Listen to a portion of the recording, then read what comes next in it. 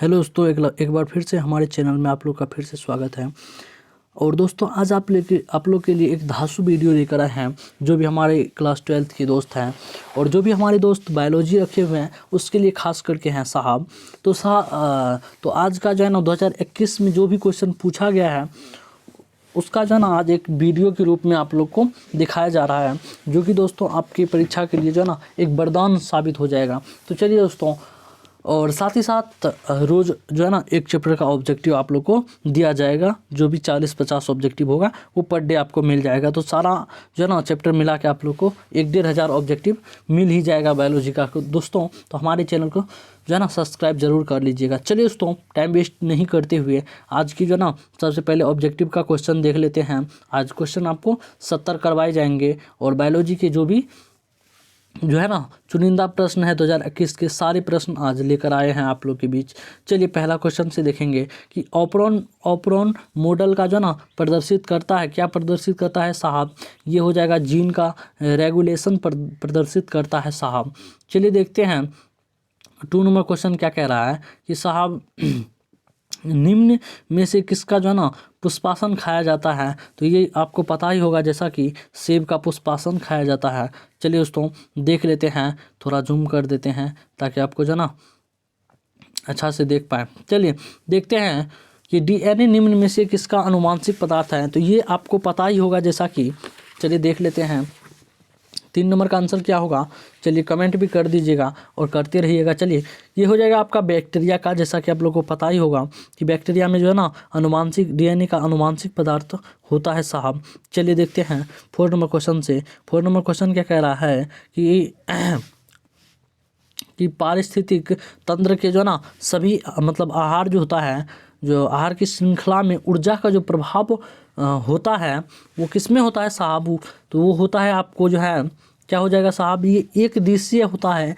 याद रखिएगा पारिस्थितिक तंत्र का जो आहार श्रृंखला का जो है ना ऊर्जा प्रभाव ये एक दिशीय होता है। तो चलिए दोस्तों देख लेते हैं 5 नंबर क्वेश्चन से क्या कह रहा है। 5 नंबर क्वेश्चन कि निम्न में से कौन एक जो है ना जैविक खाद नहीं है?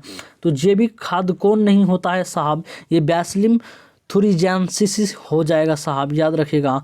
चलिए बी नंबर को हो जाएगा आपका ऑप्शन। चलिए देख लेते हैं 6 नंबर क्वेश्चन क्या कह रहा है साहब कि क्षय रोग के संक्रमण मुख्यतः किसके द्वारा होता है? तो ये क्वेश्चन बहुत ज़्यादा महत्वपूर्ण है साहब। ये कि क्या हो जाएगा, ये हवा के द्वारा हो जाएगा। चलिए दोस्तों देख लेते हैं 7 नंबर क्वेश्चन क्या कह रहा है कि जैव रिएक्टर अनुकूलतम परिस्थिति में क्या निर्माण करता है? तो याद ही होगा आप लोगों को शायद, ये क्या हो जाएगा आपका, ये हो जाएगा उत्पाद।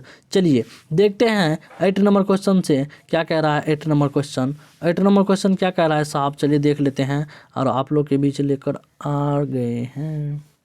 चलिए देख लेते हैं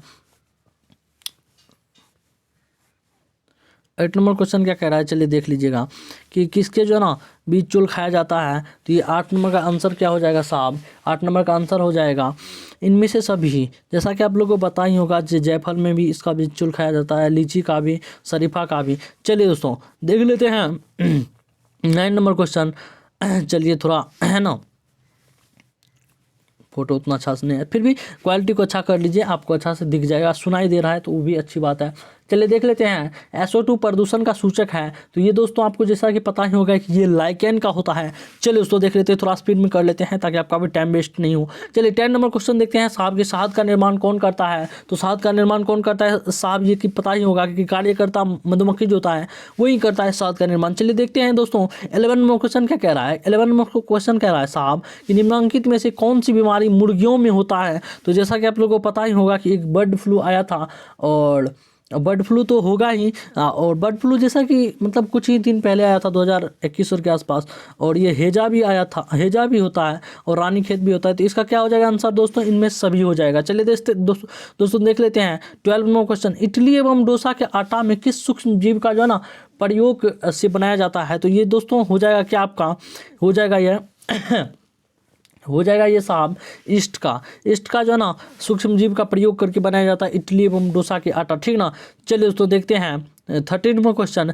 एगारोज किसके जो है ना प्राप्त किया जाता है, तो एगारोज जो है ना, एगारोज किसके द्वारा प्राप्त किया जाता है साहब, ये हो जाएगा आपको समुद्री घास के द्वारा। याद रखिएगा, एगारोज किसके द्वारा प्राप्त किया जाता है साहब, ये क्या हो जाएगा, और समुद्री घास हो जाएगा। चलिए देखते हैं इस पेज का लास्ट क्वेश्चन, उसके बाद अच्छा फिर से आ जाएगा, फोटो लेने में थोड़ा दिक्कत हो गया, आ गया था। चलिए, ऑपरॉन मॉडल किससे प्रस्तावित किया गया था, तो साहब ये किससे प्रस्तावित किया गया था, ये जैकब तथा मोनोड से किया गया था। चलिए देखते हैं 15 नंबर क्वेश्चन क्या कह रहा है साहब, 15 नंबर क्वेश्चन क्या कह रहा है, चलिए देखते हैं।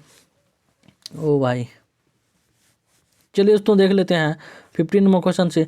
ऋतुस्राव जो है ना, ऋतुस्राव, हाँ ऋतुस्राव किसमें जो है ना होता है, ऋतुस्राव किसमें होता है साहब, याद कीजिएगा, इनमें से सभी में होता है।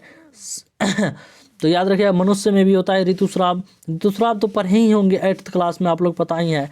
चलिए दोस्तों देखते हैं, नहीं पता है तो अभी एग्जाम की तैयारी करने की ज़रूरत है साहब, नहीं पता है तो पता करने की भी ज़रूरत भी नहीं है।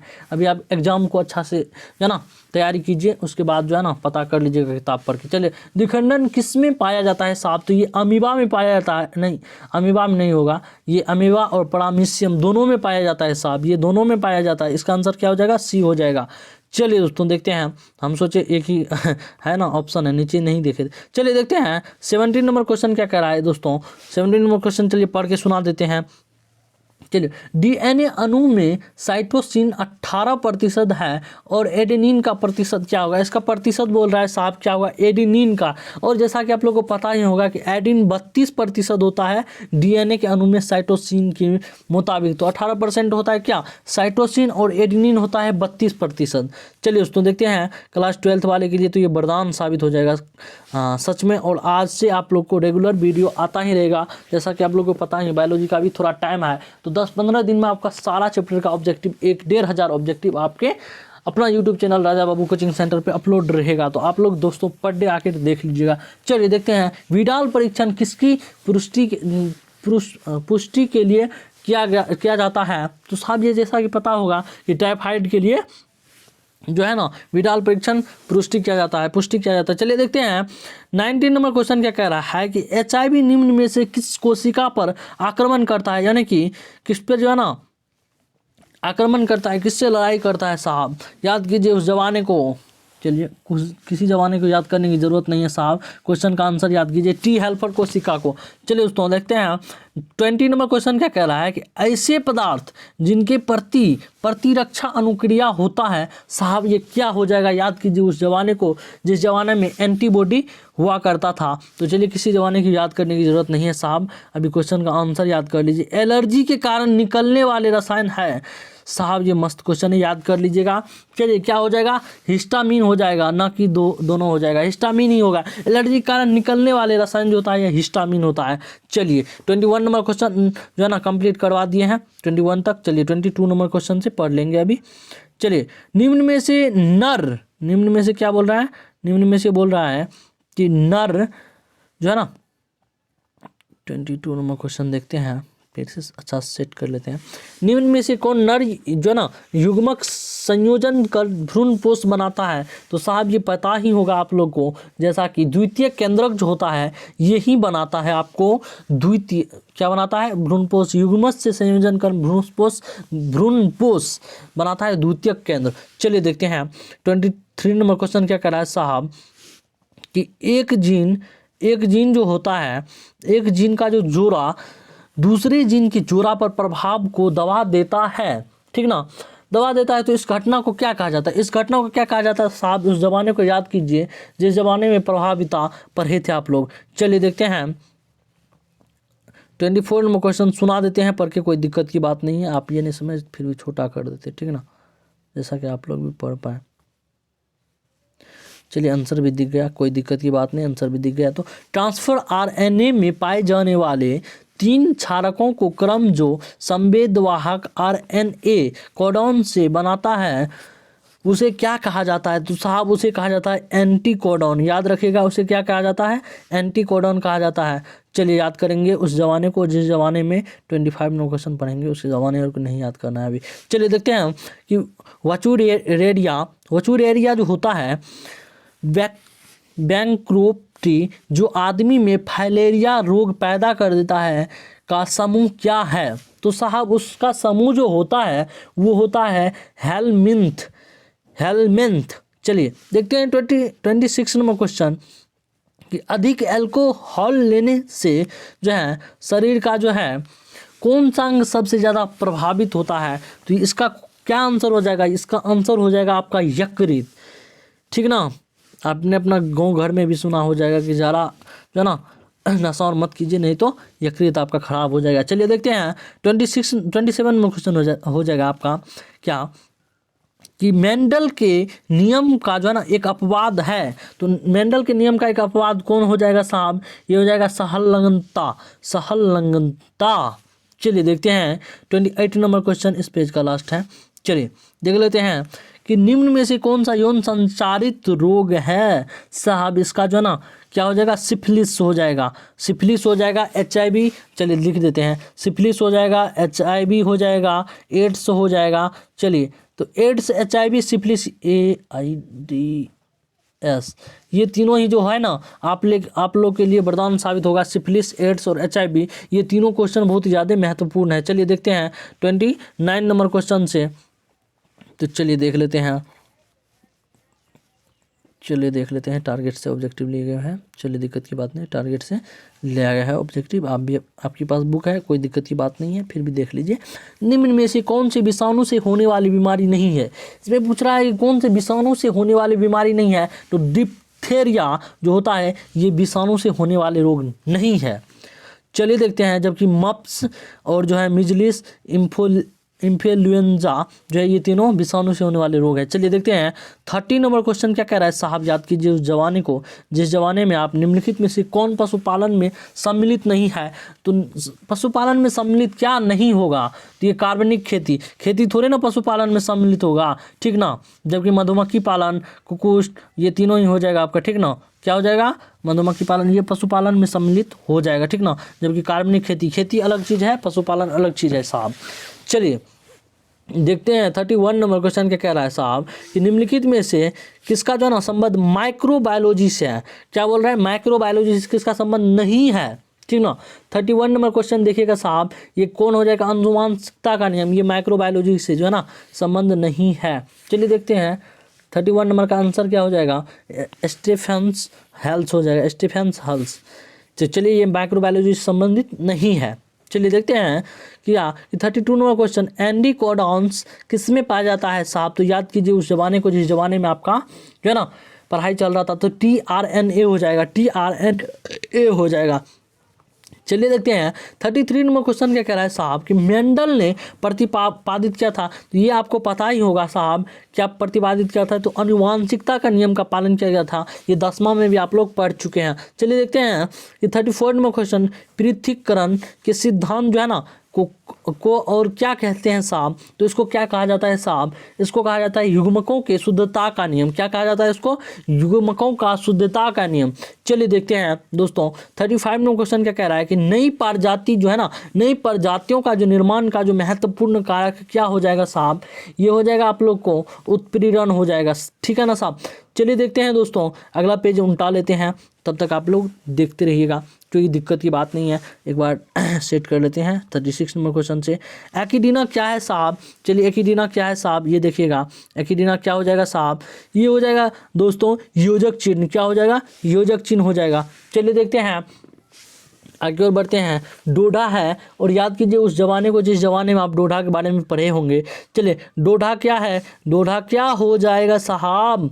चलिए देखते हैं, डोडा एक जो है विलुप्त प्रजाति हो जाएगा। चलिए दोस्तों देख लेते हैं कि 38 नंबर क्वेश्चन क्या कहेगा? निम्न में से कौन द्विगुणित संरचना है? तो निम्न द्विगुणित संरचना जो होता है साहब, ये हो जाएगा आपका युग्मनज हो जाएगा। चलिए दोस्तों देख लेते हैं 39 नंबर क्वेश्चन देखिएगा। एक और चीज़ बता देते हैं आप लोग को, बहुत ही ज़्यादा महत्वपूर्ण होगा। चलिए देखिए, इस तरीका जो क्वेश्चन आता है तो इनमें से सभी ये आप लोग को फंसाने के लिए रहता है कभी कभी, क्या कि इसमें कोई एक ही ऑप्शन होगा युग्मनज ही होगा। निम्न में कौन द्विगुणित संरचना है? द्विगुणित संरचना ये युग्मनज हो जाएगा। लेकिन इनमें समझ रहता है, इसमें कभी कभी फंस जाता है विद्यार्थी, क्योंकि उसको पता रहता है कि इनमें से सभी कई बार क्वेश्चन में फंसा हुआ रहता है। लेकिन ऐसा नहीं है साहब, सभी क्वेश्चन को बारीकी से पढ़िएगा साहब। चलिए देखते हैं फिलहाल एक क्वेश्चन का जो ना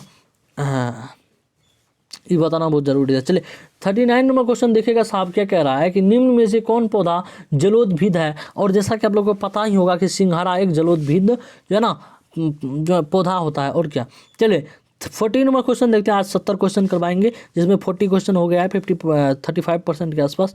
चलिए देखते हैं कि सर्टोली कोशिकाएं पाई जाती है। तो साहब याद कीजिए उस जमाने को जिस जमाने में आप विषण के बारे में पढ़े होंगे।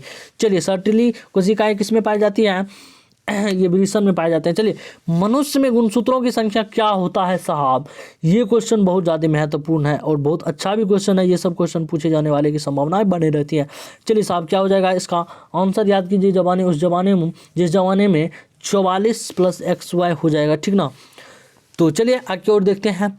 44 + XY मनुष्य में गुणसूत्रों की संख्या 44 + XY। चलिए गेंडा के अभयारण्य किस राज्य में अवस्थित है। तो साहब याद कीजिए उस जमाने को जिस जमाने में आप जो ना असम में थे, तो असम में कभी थे नहीं। गेंडा अभयारण्य किस राज्य में अवस्थित है, असम में थे, ठीक ना। चलिए देखते हैं दोस्तों 43 नंबर क्वेश्चन, इस पेज का लास्ट क्वेश्चन और अगला पेज फिर से उठाएंगे। चलिए बायोगैस में होता है, बायोगैस में क्या होता है याद कीजिए उस जमाने को। बायोगैस में क्या होता है साहब, इसमें होता है कार्बन भी होता है, H2S भी होता है, CH4 भी होता है, मेथेन भी होता है। चलिए देखते हैं अगला पेज उल्टा लेते हैं, तब तक के लिए बने रहिए। चलिए देख लेते हैं अगला। ओ भाई चलिए दोस्तों देख लेते हैं कितना नंबर से हो जाएगा, 44 हो जाए। चलिए क्रॉन्सिक ओवर किस अवस्था में होता है साहब, ये प्रेशर के पता है, आंसर भी देख लिए। पैक्टिन के जो ना पैकेटिन की अवस्था में होता है, ठीक ना।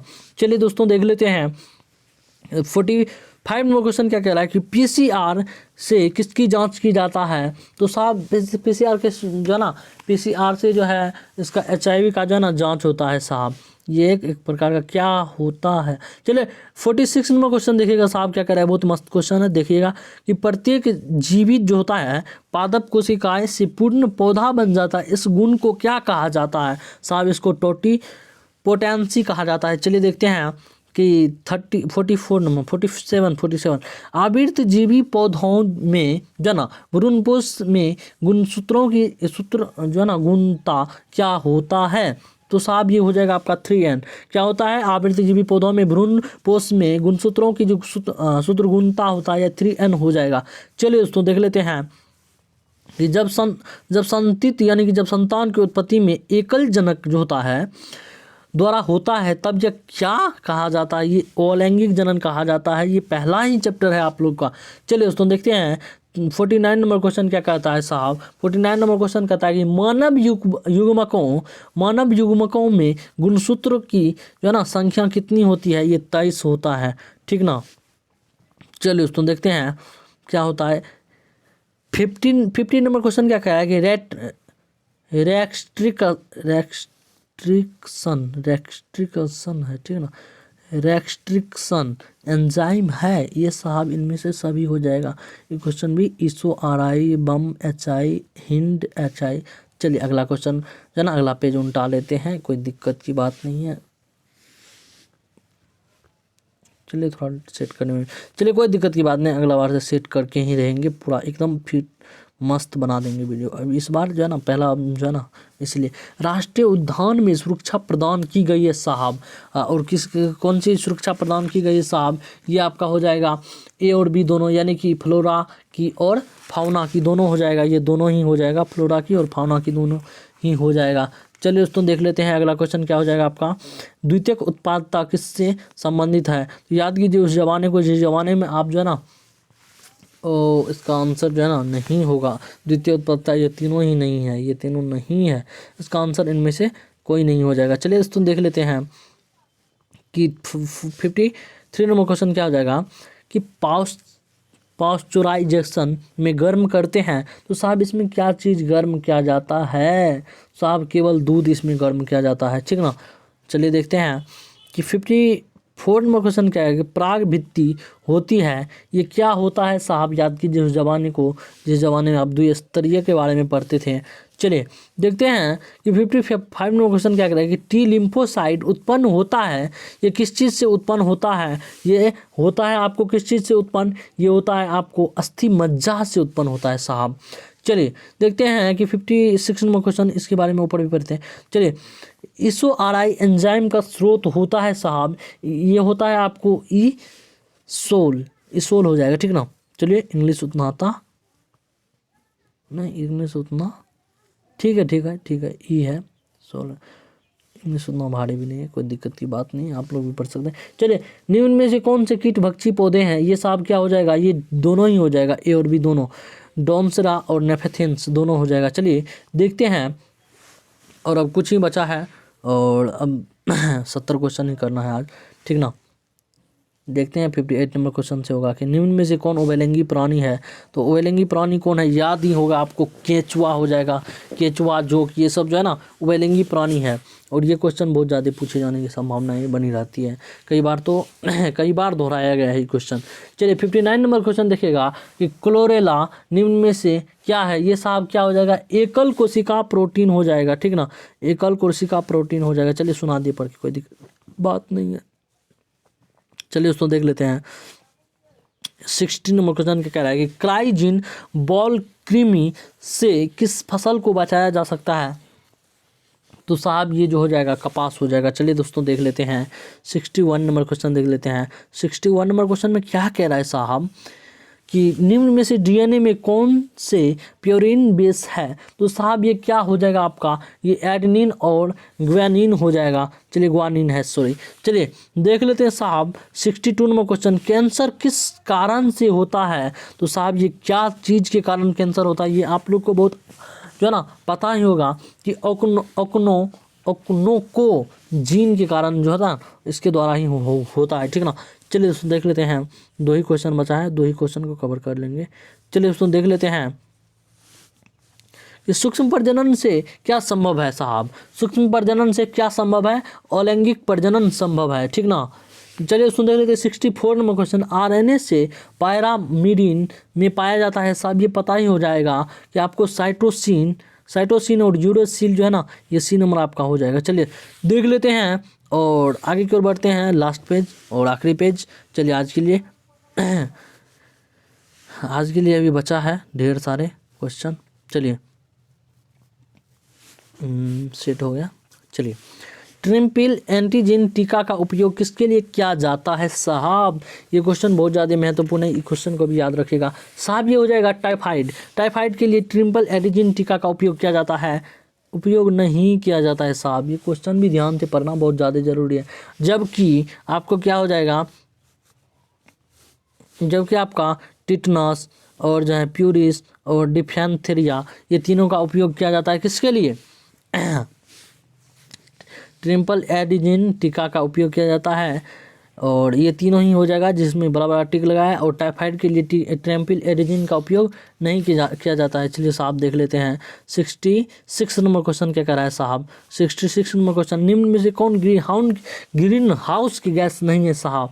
ये क्या हो जाएगा साहब, ये हो जाएगा आपको नाइट्रोजन। क्या हो जाएगा, नाइट्रोजन हो जाएगा आपको, ग्रीन हाउस की गैस नहीं है। चलिए 67 नंबर क्वेश्चन देखते हैं साहब क्या कह रहा है कि कान्हा राष्ट्रीय उद्यान पद्धति है साहब। ये क्या हो जाएगा आपका, ये हो जाएगा आपको बाघों के लिए, क्या हो जाएगा, कान्हा राष्ट्रीय उद्यान की प्रसिद्ध है, ठीक ना, बाघों के लिए। चलिए देखते हैं 68 नंबर क्वेश्चन, बस 2 ही क्वेश्चन बचा है, सब बस सब्र बनाए। निम्न में से कौन आहार श्रृंखला के क्रम से, ये आप 8वां कक्षा से ही पढ़ते आ रहे होंगे, घास, बकरी और शेर। चलिए घास, बकरी और शेर। चलिए देखते हैं 69 नंबर क्वेश्चन और आज का लास्ट क्वेश्चन, बस एक और बचा है, न्यूक्लियोसाइड है। न्यूक्लियोसाइड क्या होता है साहब, ये याद ही होगा, शुगर प्लस एक नाइट्रोजन युक्त बेस होता है। चलिए आज का लास्ट क्वेश्चन और आखिरी क्वेश्चन क्या है साहब, आजकल आखिरी क्वेश्चन है, गैमीट निर्माण को कहते हैं साहब, इसको क्या कहा जाता है, ये गैमीटोजेनेसिस कहा जाता है साहब। तो चलिए दोस्तों आज के लिए बस इतना ही, मिलेंगे एक नेक्स्ट वीडियो में एक नए टॉपिक के साथ। तब तक के लिए अपना channel Raja Babu coaching centre को सब्सक्राइब किए हुए रहेंगे। और कल से आपको चैप्टर बाय चैप्टर 1000 ऑब्जेक्टिव मिल जाएगा 10 दिन के अंतर में। तो कोई दिक्कत की बात नहीं, बस हमारे चैनल को सब्सक्राइब किए हुए रहेंगे और अपने दोस्तों को भी जानकारी देते हुए रहेंगे। तब तक के लिए बाय, जय हिंद, जय भारत। चलिए मिलेंगे एक नेक्स्ट वीडियो में।